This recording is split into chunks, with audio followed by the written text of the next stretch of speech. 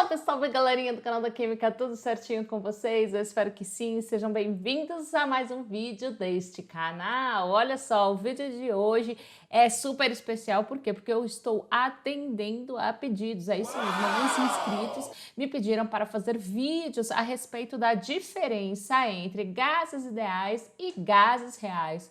Poxa, professora, não é tudo gás? Existe diferença? Existe sim, e é super importante a gente aprender sobre essas diferenças, já que na prática, gente, se precisa muito dessas informações. Por quê? Veja só, por exemplo, em alguns lugares como compressores de ar, como uma latinha de spray, inclusive uma latinha de spray, por exemplo, como que ela funciona? Ela tem um gás propelente dentro dela que está na forma líquida devido a altas pressões. Então é diferente da pressão atmosférica. Se você fizer um cálculo errado, a alteração de temperatura pode ocasionar, por exemplo, uma explosão dessa latinha? Sim.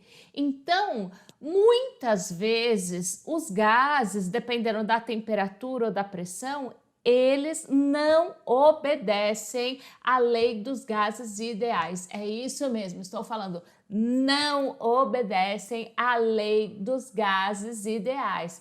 A equação dos gases ideais é aquela famosa PV igual a nRT, onde você tem pressão, volume, número de mols, a constante e da temperatura. Os gases ideais, eles basicamente obedecem às leis de Charles, de Avogadro, de Boyle. Se você não faz ideia de que leis são essas, não se preocupe, porque a gente tem uma playlist sobre gases e lá você encontra todas essas leis aí em vídeos diferentes, de forma bem didática.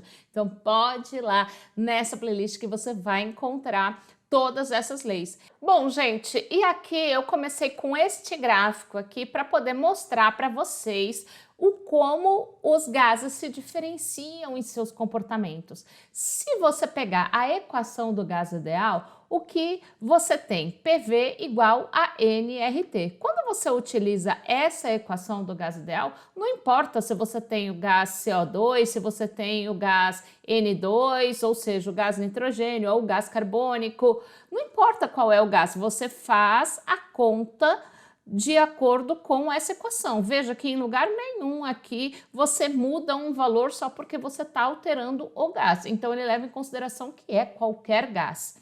Então nesse gráfico aqui foi utilizado o quê? 1 mol de um determinado gás. Nesse caso aqui desse gráfico, nós utilizamos 4 gases diferentes. Então, o nitrogênio, o metano, o gás hidrogênio e o CO2. Então, se eu peguei 1 mol, então eu já vou substituir aqui, ó, esse N, que é número de mols, para 1 mol de qualquer um desses gases. Muito bem, e se eu isolar esse 1, o que eu vou ter? Ó? Esse RT aqui que estava multiplicando o 1 vai passar o quê? Dividindo. Então, eu tenho aqui, ó, só estou isolando esse 1. Então, eu vou ter PV sobre RT. Então, aqui é mantida uma relação entre pressão, volume, temperatura e a constante dos gases. Então, conforme eu altero a pressão, por exemplo, deveria ter uma alteração no volume. Para quê? Para que essa relação desse sempre 1, se eu estou considerando essa equação do gás ideal. Porém, feito esse experimento, que experimento foi esse? Foi utilizado 1 mol de gás e desses 4 gases diferentes, e foi-se aumentando a pressão. Veja que eu tenho 200 atm, 400, 600 e assim por diante. Todos esses gases aqui estão numa temperatura de 300 Kelvin, então a temperatura também manteve-se constante. Para ser um gás ideal, para ser considerado um gás ideal, ele teria que manter essa relação entre pressão, volume, constante dos gases e temperatura, teria que ser igual ao quê? Igual a 1. Porém, conforme eu começo a aumentar a pressão, esses gases, eles começam a se diferenciar. Se eu fizer essa relação aqui, ele começa a se distanciar de 1. Eu coloquei um mol, só que se eu fizer a relação entre pressão, volume, a constante dos gases e a temperatura, ele vai dar diferente de 1. E veja que cada gás se comporta de uma forma diferente. Tem um comportamento geral aqui que é muito próximo, sim, ou seja, ele se distancia cada vez mais de 1, porém, existe aqui cada um dando um valor diferente. Conforme eu altero o gás, você tem comportamento diferente. O que acontece é, conforme eu aumento a pressão, o volume acaba sendo alterado de forma diferente para cada um desses gases. E aí a gente vai detalhar um pouquinho mais isso. Bom, galera, e no exemplo anterior foram utilizados 4 tipos de gases diferentes e a temperatura foi mantida constante. Nesse exemplo aqui, o que está sendo dado? Aqui a temperatura está sendo alterada. Agora, aqui também foi utilizado apenas um gás, que foi o gás nitrogênio. Então, a gente viu que mantendo a temperatura constante e alterando só a pressão, ou seja, deixando em pressões mais altas, os gases, eles começam a fugir desse comportamento ideal, certo? Aqui nesse caso, a gente também teve um aumento da pressão, ok? Mas fizemos aqui a comparação com 3 temperaturas diferentes. Veja, se a gente observar esse pedaço aqui do gráfico, está muito próximo aqui, né, do gás ideal. Agora, a gente já viu que a pressão, conforme a gente vai aumentando, os gases vão tendo comportamentos diferentes do comportamento ideal. Nesse caso, é o mesmo gás que é o gás nitrogênio. Ok, isso a gente já tinha verificado no exemplo anterior. Agora veja, aqui nesse caso, a gente tem, na temperatura de 200 Kelvin, a gente tem o gás nitrogênio muito longe da idealidade, ou seja, aqui nessa linha tracejada que a gente tem aqui é o comportamento do gás ideal. Veja que em temperaturas mais baixas e em altas pressões, a gente tem um desvio muito grande da idealidade. Agora, conforme eu aumento a temperatura, veja que aqui, ó, eu já tenho uma temperatura maior, certo?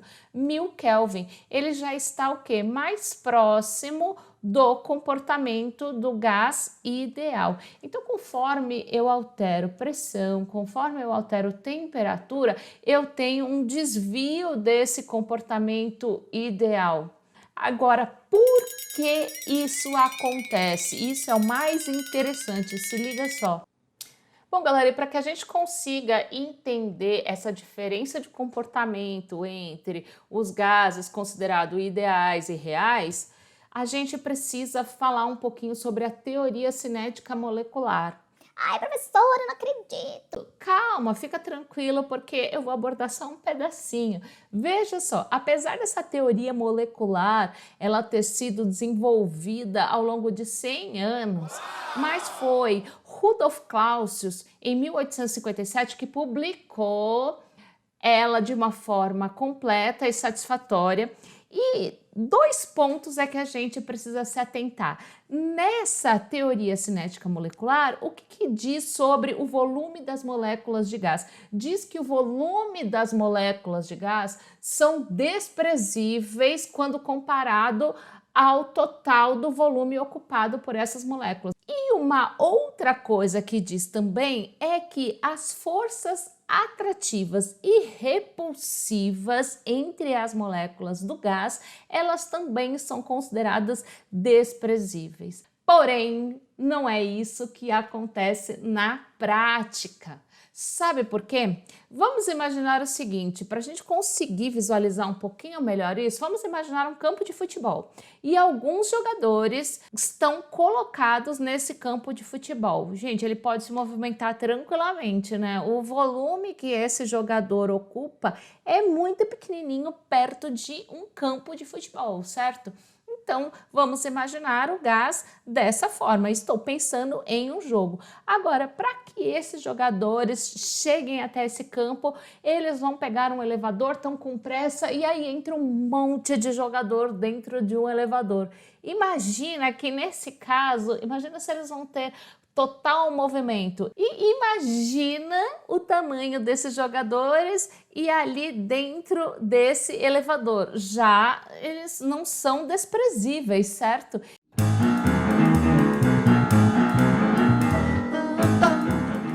Bom, eu coloquei então para vocês um exemplo aqui para poder ilustrar de uma forma mais didática. Então tem aqui, ó, o exemplo 1 e o exemplo 2. Imagina que aqui no exemplo 1 são os jogadores dispersos lá no campo, ou seja, o volume que esses jogadores ocupam são desprezíveis em relação àquele campo enorme. Então aqui eu tenho um recipiente grande, então esses gases ou essas moléculas de gases, elas conseguem se locomover de uma forma tranquila. Então o volume delas é desprezível em relação ao volume total ocupado. Conforme eu estou aumentando a pressão, esse volume vai diminuindo e aí eu tenho moléculas que ficam muito mais próximas das outras e acabam se chocando mais. Ou seja, primeira coisa, o volume delas já não se torna tão desprezível assim quanto o caso do jogador no campo de futebol. Ou seja, como se eu tivesse esses jogadores dentro de um elevador. Eles já começam a se encostar e o volume deles já não é mais desprezível. Além disso, o fato dessas moléculas ficarem mais próximas, há uma maior probabilidade do quê? De começarem a atuar as forças intermoleculares, porque a gente sabe que existe uma atração entre uma molécula e outra. Só que se está muito longe, essa força de atração não atua. Agora, se essas moléculas estão muito próximas, o fato delas estarem próximas aumenta muito mais as chances dessas forças intermoleculares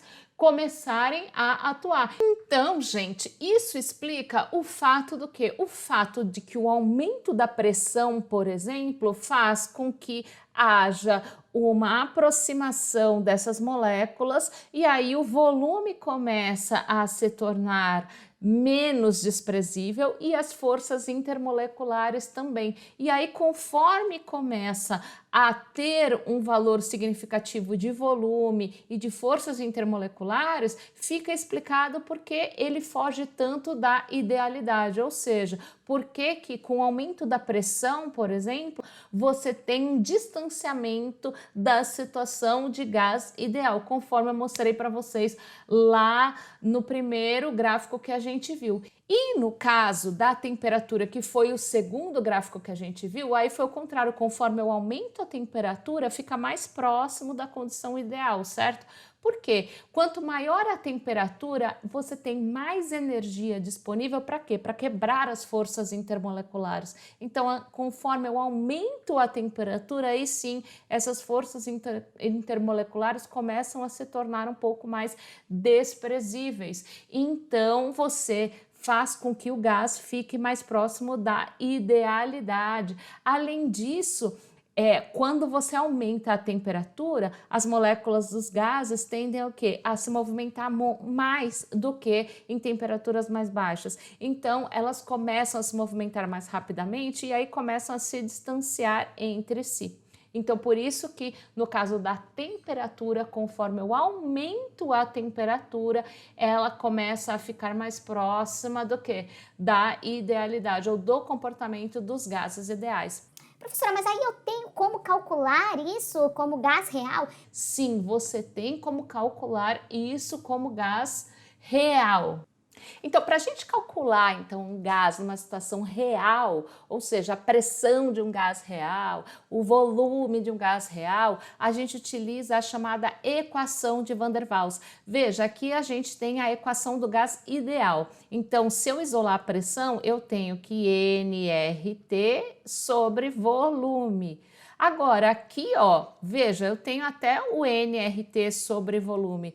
Porém, a gente tem aqui, ó, N vezes B e N ao quadrado vezes A sobre V ao quadrado. O que são essas partes da equação de Van der Waals. Esse NB, esse B aqui, na verdade, ele é uma constante, você consegue achar esses valores em referências bibliográficas e você utiliza ele para a correção do volume, porque a gente sabe que em certas situações o volume não é desprezível, o volume das moléculas de gases em certas situações não é desprezível. Esse segundo fator é o que? É a correção para atração molecular, porque a gente sabe que cada tipo de molécula de gás tem o quê? Um tipo de força intermolecular específica. Então, galera, é muito importante que para situações práticas utilize-se o quê? A equação de Van der Waals, principalmente quando eu tenho alta pressão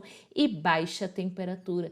São situações em que o gás ele vai ficar mais longe da idealidade, ou seja, ele fica mais longe da condição ideal. Então, principalmente em altas pressões e baixas temperaturas, tem que ficar esperto e se utilizar a equação de Van der Waals. Ai, professora, você não vai calcular um? Eu vou calcular sim, mas gente, essas horas vocês já devem estar super cansados. Então, no nosso próximo vídeo, eu vou fazer um cálculo onde eu mostro a diferença calculando a pressão por PV igual a nRT e a pressão pela equação de Van der Waals, utilizando as duas para a gente conseguir comparar. Então fica de olho aí, se inscreva, ative o sininho da notificação para que você saiba quando esse vídeo virar ao ar. E, gente, dá um like que isso não custa nada e também compartilha o vídeo com os amigos. Para quê?